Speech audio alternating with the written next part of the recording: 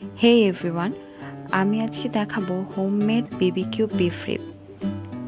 বারবিকিউর extra কোনো ঝামেলা ছাড়াই আমি চুলায় হোমমেড বিবিকিউ করেছি। এটা আমি সার্ভ করেছি লুচি দিয়ে। So let's start. প্রথমেই আমি বিফ রিবগুলোকে ম্যারিনেট করে নিচ্ছি। দিয়েছি আমি স্বাদ মতন লবণ, 2 টিস্পুন পরিমাণে লাল মরিচ গুঁড়ো,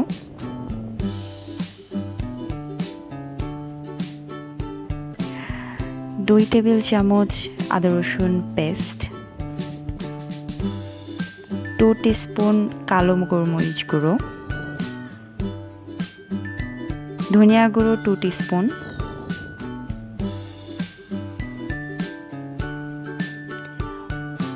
টু টিস্পুন গরম মশলা গুঁড়ো,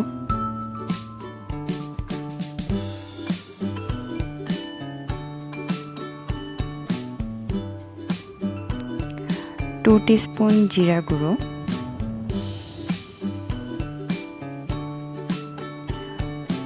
1 টেবিল চামচ সয়া সস, 2 টেবিল চামচ সিরকা, এছাড়াও সামান্য একটু লেবুর রস। সিরকাটা ব্যবহার করেছি তাড়াতাড়ি সিদ্ধ হওয়ার জন্য। এবার আমি সারা রাতের জন্য এটা ম্যারিনেট করে রেখে দিব। সারা রাত ম্যারিনেট করা পসিবল না হয় তাহলে অ্যাটলিস্ট 2 ঘন্টা ম্যারিনেট করে রাখতেই হবে। আমি এবার লোহার একটি ফ্রাইং প্যান নিয়েছি।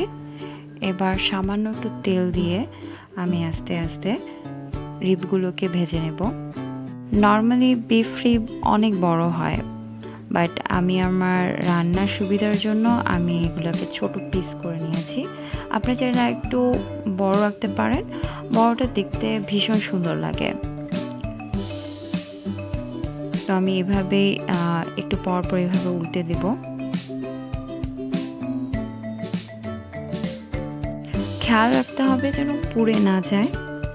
আস্তে আস্তে ফ্রাই করতে হবে, একটু পর পর সামান্য করে তেল দিতে হবে। আমার রিব প্রায় হয়ে এসেছে। এবার আমি বারবিকিউ সস উপর দিয়ে দিচ্ছি। আপনারা চাইলে যে কোনো বারবিকিউ সস ইউজ করতে পারেন কিংবা যে কোনো নর্মাল সসও ইউজ করতে পারেন। আমি যে বারবিকিউ সসটা ইউজ করেছি তার মধ্যে একটা স্মোকি ফ্লেভার আছে, এর জন্য আমাকে আলাদা করে কোনো স্মোক ব্যবহার করতে হবে না স্মোকি টেক্সচার দেওয়ার জন্য। এভাবে আমি সবগুলোর মধ্যে বারবিকিউ সসটা ব্রাশ করে দিব।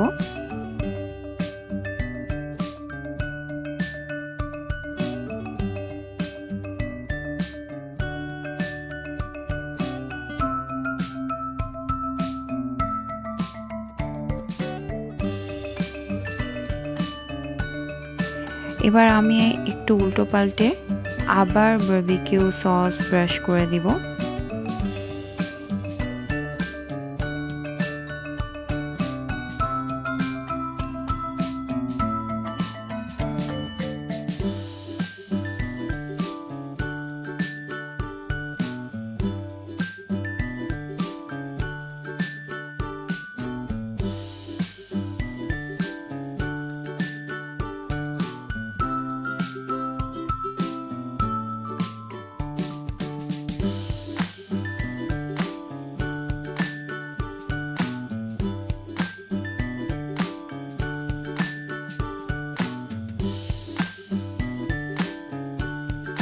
সস ব্রাশ করা হয়ে গেলে আমি প্রায় 5 মিনিটের জন্য ঢেকে রাখবো।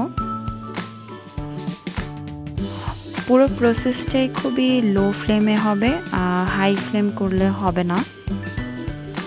যদি আমরা বেশি হাই ফ্লেমে করতে যাই তাহলে এটা পুড়েও যেতে পারে। বিবিকিউ বিফ রিবটি কমপ্লিট হতে প্রায় 1 থেকে 1.5 ঘন্টার মতন সময় লেগেছে, জাস্ট বিকজ আমি সারা রাত ম্যারিনেট করে রেখেছিলাম। বাট আপনারা যদি অল্প সময় ম্যারিনেট করেন তাহলে আরও বেশি সময় লাগবে কুক হতে। তো আমার বিফ রিব কুক ডান। এবার আমার লুচির পালা। আমি একটা একটা করে আমার লুচিগুলোকে ভেজে নেব।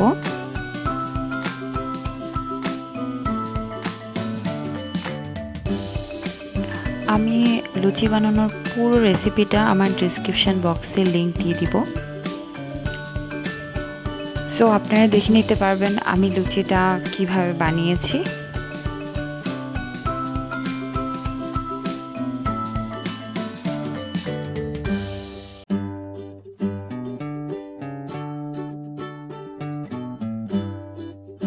লুচি ভাজাও হয়ে এসেছে।